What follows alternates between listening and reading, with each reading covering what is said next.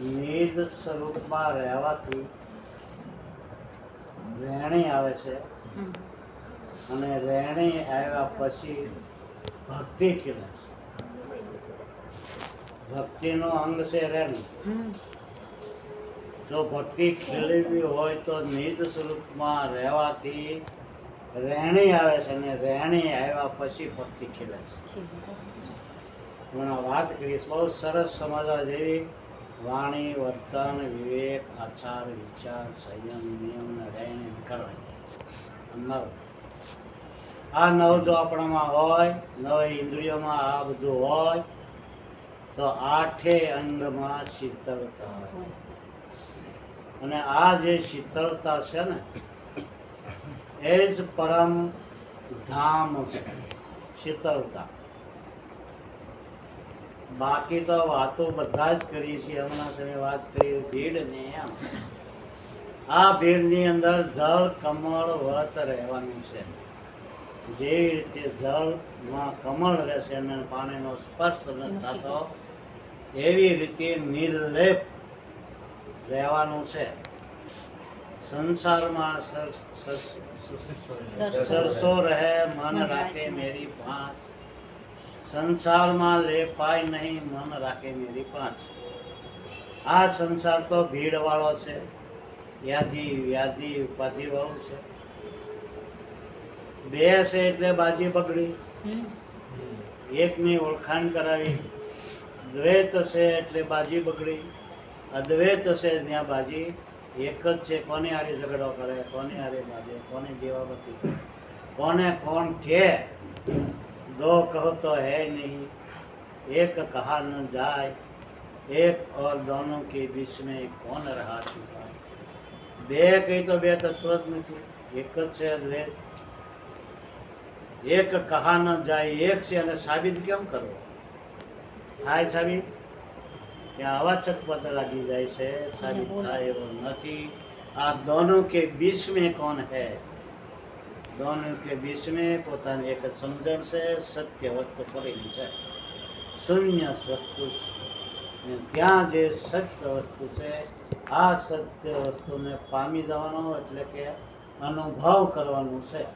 અને આ જ્યારે અનુભવ સિદ્ધ થાય ત્યારે સિદ્ધેશ્વર કહેવાય, યોગેશ્વર કહેવાય.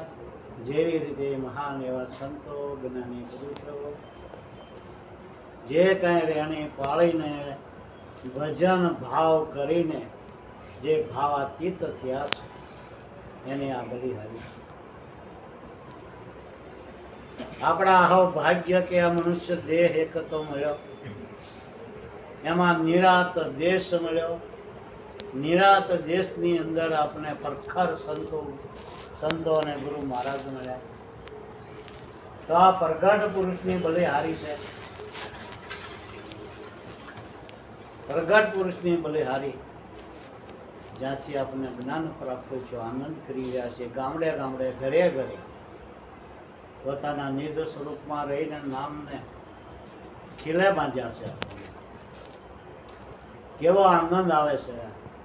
બાકી આ જગતમાં જાઓ તો જગત હલકે જ છે, કોઈ કોઈનું છે નહીં.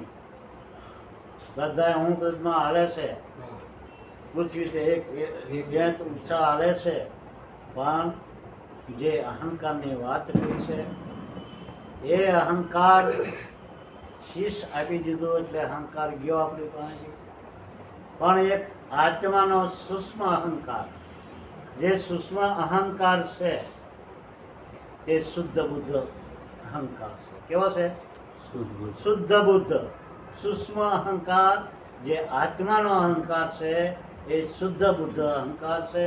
ને એ શુદ્ધ બુદ્ધ અહંકારથી આપણું કાર્ય થાય. આ જો અહંકાર ન હોય તો કાર્ય થાય, પણ એ શુદ્ધ અહંકારની વાત છે. બરાબર? તો આ શુદ્ધ અહંકાર વડે આપણે એમ કહીએ ને, હાલો ભાઈ હું આ કામ કરી નાખું, તો એ અહંકાર આવ્યો કે ન આવ્યો? પણ નિર્દોષ સ્વરૂપે, નિર્દોષ સ્વરૂપે, સાત્વિકતામાં, પવિત્રતામાં, નિસ્વાર્થ શુદ્ધ અહંકાર, ને એ અહંકાર છે, એ અહંકાર વડે આપણે બધું કાર્ય થઈ ગયું છે. ત્યાં હું કરતા આવતું નથી. હું કરતા એ અભિમાન છે, પણ શુદ્ધ અહંકાર છે ત્યાં એક આત્માનો અવાજથી આ કાર્ય થઈ રહ્યું છે. પોતપોતાનું બધું કામ કરે છે. જેને આપણે નામ કહીએ છીએ, શબ્દ કહીએ છીએ, પોતાનું નિજ સ્વરૂપ કહીએ છીએ, એ અકર્તા છે. કરતા છે તે કોણ છે? તે પ્રકૃતિ છે. આંખનું કામ આંખ કરે, કાનનું કામ કાન કરે, જીભનું કામ જીભ કરે, હાથનું કામ હાથ કરે. દરેક અવયવ પોતપોતાનું કાર્ય કરી રહ્યા છે, સ્વધર્મમાં વર્તી રહ્યા છે. એમાં આપણે એટલે કે આપણે એક નામ છે ઈશ્વર, એ અકર્તા છે. તો આપણે અકર્તા પદમાં રહીને આ બધી ગતિવિધિ જોવાની છે.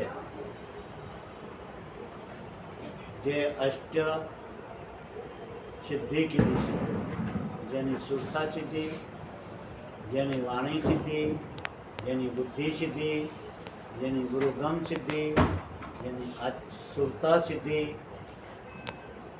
આ અષ્ટ પ્રકારની સિદ્ધિ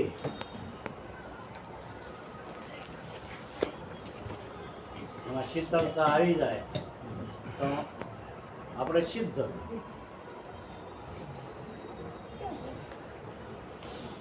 ભક્તિ એટલે ફૂલ જેવી કીધી છે, સર.